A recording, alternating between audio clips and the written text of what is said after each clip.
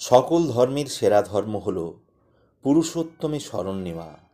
সর্বপাপের মোচন তাতেই হবে সফল চাওয়া। শ্রী শ্রী ঠাকুর অনুকূলচন্দ্র। শ্রী অঘোরনাথ পাণ্ডা। ধর্মের মূল কথা হলো বেঁচে থাকা ও বৃদ্ধি পাওয়া।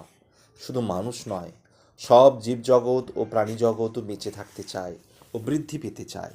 তাই সবাই ধর্ম পালন করতে এসেছে। শ্রী শ্রী ঠাকুর অনুকূলচন্দ্র ধর্মের ব্যাখ্যা তার দেওয়া বাণীর মাধ্যমে সুন্দরভাবে প্রকাশ করেছেন। ধর্মে সবাই বাঁচে বাড়ে, সম্প্রদায়টা ধর্ম নারে। তাই সুস্থভাবে বেঁচে ও বেড়ে ওঠার জন্য যা যা করা উচিত তা করতেই হবে প্রত্যেককে। তার জন্য এক আদর্শকে অনুসরণ করা প্রয়োজন, যিনি সুষ্ঠুভাবে বাঁচা বাড়ার পথ বলে দিতে পারেন। এখানে আমরা মানবজাতি সুস্থভাবে বাঁচা বাড়ার দিকে নজর দিতে থাকব। ঘুম থেকে ওঠার পর থেকে রাত্রে শোয়া পর্যন্ত অনেকগুলি আচার আচরণ পালন করতে হয়। সেইগুলি যদি সুন্দরভাবে নিয়ম অনুযায়ী পালন করার অভ্যাস ছোটবেলা থেকেই মেনে চলতে পারি, তাহলে সুস্থভাবে নিরোগ হয়ে দীর্ঘ জীবন লাভ করতে পারি। এই আচার ও আচরণগুলি পালন করার জন্য পুরুষোত্তমের শরণ নেওয়া উচিত। তাই শ্রী শ্রী ঠাকুর বাণীর মাধ্যমে বলেছেন, যুগে যুগে ধর্ম রক্ষার্থে অর্থাৎ জীব ও প্রাণী জগতের সবাইয়ের বেঁচে থাকা ও বৃদ্ধি পাওয়ার তুক জানিয়ে দেওয়ার জন্য পুরুষোত্তমের আবির্ভাব হয়। তাই ধর্ম রক্ষার্থে মানব জীবন ধারণ করে যে সকল পুরুষোত্তম এসেছিলেন তারা হলেন শ্রী শ্রী রামচন্দ্র, শ্রী শ্রী রামকৃষ্ণ, মহামতি বুদ্ধদেব, যীশুখ্রিস্ট, হজরত মোহাম্মদ, শ্রী শ্রী চৈতন্য মহাপ্রভু, শ্রীকৃষ্ণ, শ্রী ঠাকুর অনুকূলচন্দ্র। বর্তমান সময়ে সর্বশেষ পুরুষোত্তম পুরুষোত্তমগণের পরিপূরক হিসাবে আবির্ভূত হয়েছেন। তাই সর্বশেষে পুরুষোত্তম শ্রী শ্রী ঠাকুর অনুকূলচন্দ্রের শরণাপন্ন আমাদের ভাবা উচিত।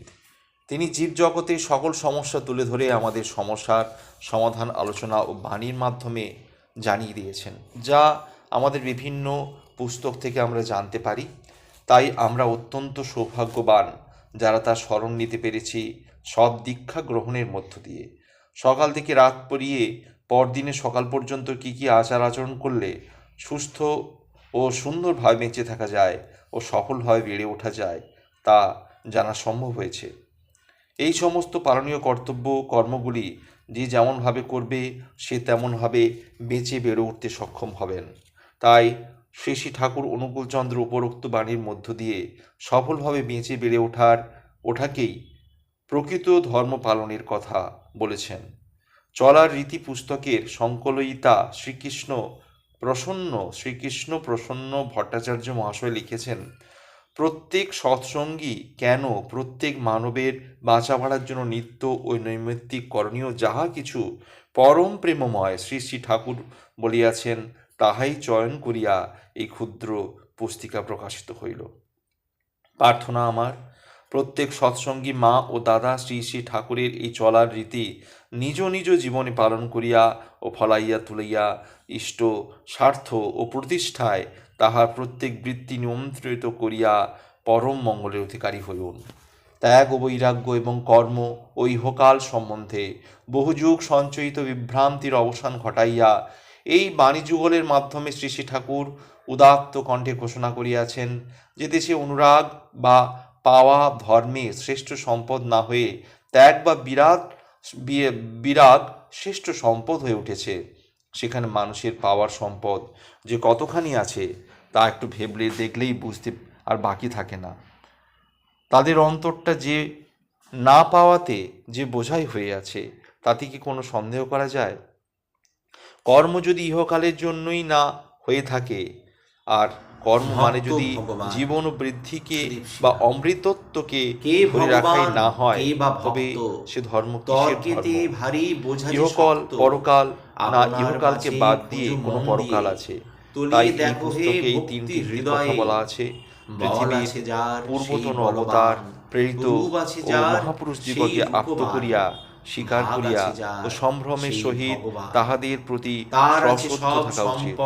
যিনি পূর্বতন সশুদ্ধ হইয়া তাহাদের বাণী ও কর্মের তাৎপর্য নিরূপণে এবং তাহারই আরোতর প্রগতিকে সম্বেগ উদ্দীপ্ত সার্থকতায় বাস্তব পরিণতিতে চলিয়াছেন, তাহাকে সেই যুগ বা সময়োপযোগী প্রেরিত বা গুরু বলিয়া স্বীকার করিয়া তৎস্বার্থ ও প্রতিষ্ঠাপন্ন হইয়া পূর্বতন দিকে তাহাতে প্রত্যক্ষ করিয়া নিবিষ্ট চলনে চলিতে চেষ্টা করা উচিত।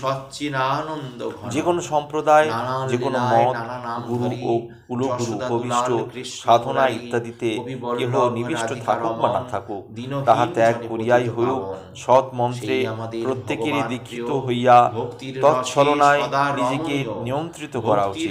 তাই আসুন আমরা সবাই প্রতি প্রত্যেকে তাহা যারা পূর্বপুরুষোত্তমের দীক্ষায় দীক্ষিত হইয়া চলার চেষ্টা করছি, তা যেন সেই বিধানগুলি মেনে চলার শপথ গ্রহণ করতে পারি।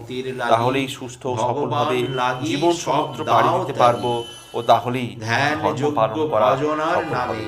পুরুষোত্তমের স্মরণ নিলে সব পাপ, তাপ, জ্বালা, যন্ত্রণা থেকে মুক্তি পাওয়া সম্ভব। শ্রী শ্রী ঠাকুর অনুকূল চন্দ্র আমাদের সকলের কাছেই এই আশা করে চলেছেন আজও। আমরা যেন না তা ভুলি, আমরা যেন প্রতি সময় বলি, হে পুরুষোত্তম তোমার জয় জয়কার হোক, হে পুরুষোত্তম তোমার ইচ্ছাই মঙ্গল। আমি জানি না কিসে আমার মঙ্গল হবে, আমার ভিতরে তোমার ইচ্ছাই পূর্ণ হোক। সবাই ভালো থাকবেন। পরম পিতার রাতুল চরণে সবাই মঙ্গল কামনা করি।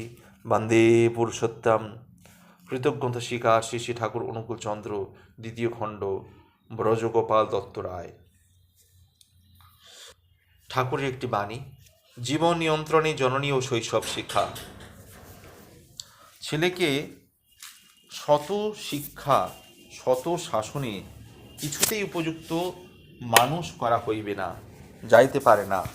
মা যদি তাহার জীবনের মূল ভিত্তিগুলিকে উপযুক্তভাবে অটুট করিয়া বিন্যস্ত করিয়া না দেয়, তুমি তোমার শিশুকে যদি মানুষ করিতে চাও, তাহার দোষগুলি উপযুক্ত রূপে নিমন্ত্রিত করিও। 5 হইতে 10 বৎসরের মধ্যে যাহা করিয়া দিবে তোমার শিশুকে, তাহাই তাহার সমস্ত জীবনকে নিমন্ত্রিত করিবে, নিশ্চিত জানিও। শ্রী শ্রী ঠাকুর অনুকূল চন্দ্র। নারীর নীতি, বাণী সংখ্যা 150।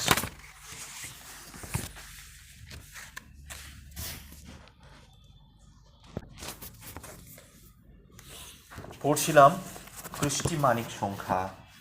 পুরুষোত্তম অনুকূল চন্দ্রের সৎসঙ্গ ট্রাস্ট পরিচালিত আর্য কৃষ্টি সমন্বিত জীবন ঋদ্ধিদায়িনী ত্রৈমাসিক প্রচার পত্রিকা। 25তম বর্ষ, চতুর্থ সংখ্যা, অক্টোবর ডিসেম্বর 2024 থেকে। ঠাকুরের একটি বাণী। যেমনতর দিন আসছে তাতে সারা দুনিয়ায় মানুষের আর কোনো পথই থাকবে না। পরম পিতার এই মহা অবদানের জন্য সবাই তৃষিত হয়ে উঠবে। দেখবেন আপনার অপ্রস্তুতির জন্য সেদিন যেন কেউ বঞ্চিত না হয়। শ্রী শ্রী ঠাকুরের বাণী। তাই আসুন আমরা, মানুষের জীবনের অর্থই নিহিত থাকে বৈশিষ্ট্য পালি আপুর্যমান আদর্শ ধর্ম কৃষ্টির সার্থক সংগতিশীল অনুশীলনায়, নিরন্তর অনুচর্যী অনুগমনে, যার ফলে অস্থিবৃদ্ধির নীতিগুলি উদ্ভিন্ন হয়ে ওঠে। প্রত্যেকের সার্থক সংহতি নিয়ে, নচেত অর্থনীতিই বলো আর যাই বলো, কোনোটারই ভিত্তিই থাকে না, তোমার বন্ধন সূত্রই থাকে না, যাতে প্রতিটি সপ্তাহ পারম্পরিকতা নিয়ে সুবন্ধনায় সম্বর্ধনী তৎপরতায় চলতে থাকে, পরস্পরের সমর্থক, সহযোগী, সহায়ক হয়ে উঠতে পারে। প্রত্যেকের স্বার্থ সন্দীপনী প্রতিভা নিয়ে সুস্থ পরিচর্যায়। ধৃতি বিধায়না, দ্বিতীয় খণ্ড। আসুন আমরা সবাই ঠাকুরের বাণী পড়ি ও প্রচার করি, পালন করি এবং আমাদের জীবনে এর উৎকর্ষ অনুধাবন করি, এবং সবাইকে কৃষ্টিমানিক পড়ার জন্য, সংগ্রহ করার জন্য অনুরোধ করি। ভালো থাকবেন সবাই। জয় গুরু, জয় গুরু, জয় গুরু। ওং বন্দে পুরুষোত্তমম।